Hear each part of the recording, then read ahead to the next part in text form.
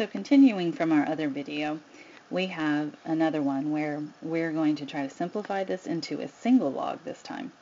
And so one thing you might notice is you can't just put these together as one log multiplied, because we have this other number in front that we didn't have on the previous examples.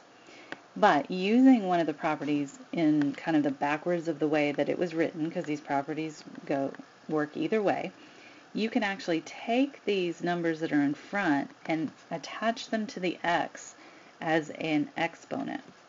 And you can do the same with the y, and you can attach that 5 as the exponent. As long as it's being multiplied by a log, you're allowed to do that. And so let's rewrite that as log base 2 of x to the 6th power plus log base 2 of y to the 5th power. And now that they're each just logs with nothing in front of them, we can use that other rule that says 2 logs added is the same thing as 1 log multiplied.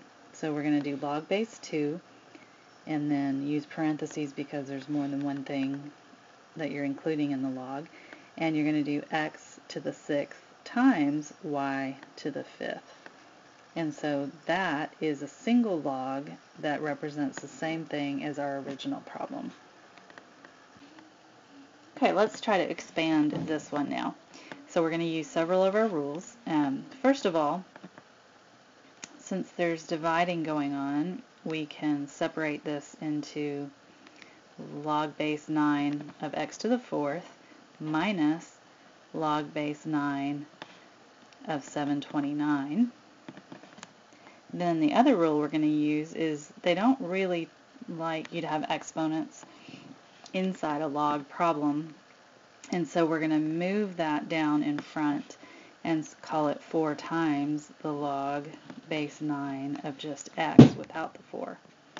And then we're going to have log base 9 of 729. Now, you've got two choices here because this can definitely be simplified. If you can figure out 9 to the what equals 729, we can simplify this, but it may be that nothing works in some of the problems, so you might have to try something else. But let's see if you can figure out 9 to the what equals 729. And you can experiment with your calculator, and you can find out that it is actually 9 to the 3rd power that equals 729, and because of that, the answer to a log is always an exponent, and so this all just equals 3. The other way you could think of it is taking log base 9 of, and then rewriting the 729 as 9 to the 3rd power, and if these match, then the answer is just the exponent. So you can use one rule or the other, the definition of log or just that same base rule.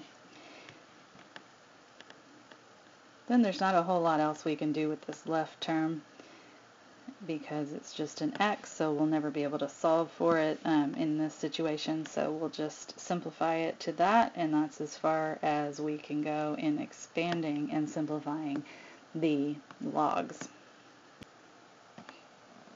If you need to do something like this, and there's no simple way to say 81 to the what equals 27, you also could do this on your calculator, especially if they don't mind you having rounded off answers, because a lot of times our calculators will give us a big long number that you would have to round off, and sometimes they don't prefer that. They would rather it be exact and not rounded off. So you can always see what the calculator gives you. And so in this case, using the change of base rule, we can do it log base 10, which we don't have to write. And remember, you put the higher number up on top, and then the lower number goes in the denominator. So there's a change of base rule that says you're allowed to take this one single base, change the base to whatever base you want, which 10 is going to be the obvious choice when you're using the calculator because the log button is assumed to be base 10. So we're going to put log base 10 of 27 over log base 10 of 81. And if you do it in that order, you can put that in your calculator and you can just put it all in at once. Log 27 divided by log 81. Be careful if your calculator automatically opens a parentheses when you push log, then make sure you close the parentheses to say that was the end of that log, and then divided by log, and then it might automatically open a parentheses, so you need to close that one, and then you should get 0.75, or if you change it to a fraction, 3/4. And so since that's a pretty nice number, and it didn't need to be rounded, that would be a perfectly fine way of getting the answer to that problem.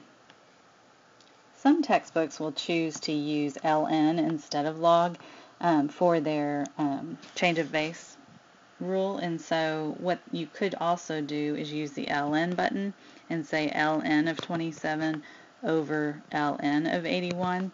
And when you use those buttons on the calculator, you might want to give it a try. You'll also get the same answer. And so the change of base rule works for any base you want to change it to, whether it's base 10, base e. You could change them both to base 3 if it would help you for some reason. But since our calculators have the base 10 and base e on them already, those are the most common ones that we change them to. Let's look at some more ways we can look at logs. This one has a radical inside the log, and what you have to remember is that a radical is the same thing as a fraction exponent, and so therefore we could change this to log base 4 of 5 to the x to the 1/2 power, because remember the exponent goes over the root index, and that's an understood root index of 2. And keep in mind that the 5 is not part of the 1/2 power, just like it wasn't part of the radical. And so now you have two things multiplied under a root. So if we were asked to expand this, we would say log base 4 of 5 plus log base 4 of x to the 1/2. Well, this is a power now that can be pulled down in front using one of the other rules. So log base 4 of 5 plus 1/2 log base 4 of x. And that's as far as we could expand it. We can't really do a whole lot with that because 4 to nothing nice is going to give you 5. And so I would just leave it like this. So now let's just do a really complicated one. You could try this one on your own and then see if you get the same thing I get. So basically we have two things times each other, so we're going to break it down little by little. This is a log base 10, so we don't need to write the base. So log of 4 plus log of the square root of 4r over s squared. Then let's break it down again, and I would put the radical as an exponent. So we're going to take all this stuff and raise it to the 1/2 power. That's the same thing as the square root. And then the reason we like to do that is so that we can use the power rule with logs and move that power down to the front as a multiplication. So log of 4 plus 1/2 times log of all the stuff in the parentheses. Now that we've gotten rid of the exponent or the radical, we can break this down into several different pieces. We have log of 4 plus 1/2, and when you do this, you're going to have to be careful because it's 1/2 times each of these, and so we're going to do 1/2 log of 4 plus 1/2 log of r minus 1/2 log of s squared. And the reason 1/2 has to be on all of them is because it was on this whole thing, so each one needs the 1/2 as well. That's hard to remember to do. And then we can do another step, and for this last part we're going to take the 2, pull it down in front, multiply it by the 1/2, and 2 times 1/2 is 1, And so 1 log s, we don't really need to write the 1, so we're just going to write log s. Now, there is a little more simplification that can be done. It's kind of advanced, but we're going to do it on the next slide. Okay, here we go. One thing you can do when you have lots of numbers like this is you can't really do anything with the ones that have the letters. You're pretty much done with those, but there is a little more we can do with the ones that have numbers. Let's think about this for a second. What if we took this and called it log of 2 squared instead of 4, and called this one log of 2 squared instead of 4? And the others will stay the same. We'll come back to those in a minute.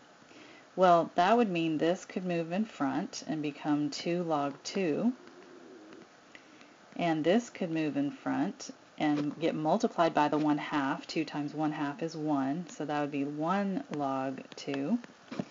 And then together, these are like terms in a sense. 2 log 2 plus 1 log 2 would be 3 log 2.